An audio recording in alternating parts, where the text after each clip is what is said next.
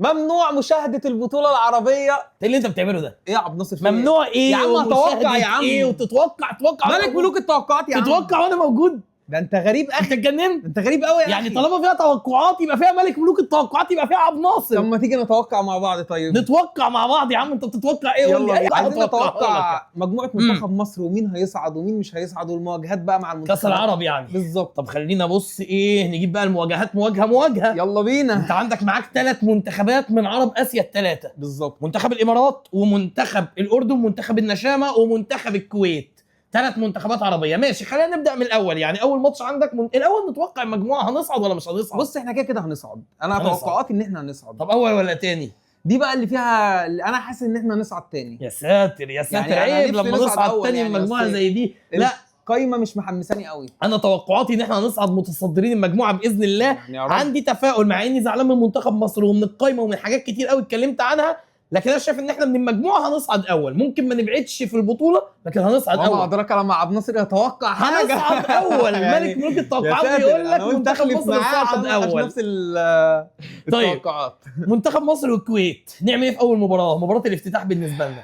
دي مباراة الافتتاح. أنا بالنسبة لي شايف إن دي ممكن تكون المباراة الأسهل في المجموعات. هي المباراه الاسهل بالفعل.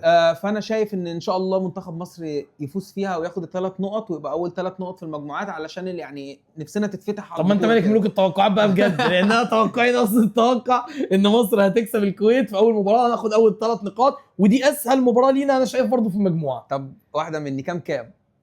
مالك ملوك التوقعات بقى. كام توقعاتي ان المباراه دي ممكن تخلص 2-0 لمنتخب مصر. انت شايف ايه؟ انا توقعاتي ان هي ممكن تخلص 2-1. 2-1 يعني هيدخل فينا جون. ماشي. طيب المباراه الثانيه مباراه الامارات ومنتخب مصر. الامارات تبقى جايه لك بعد ما لعبت مع الاردن، الله اعلم عملوا ايه.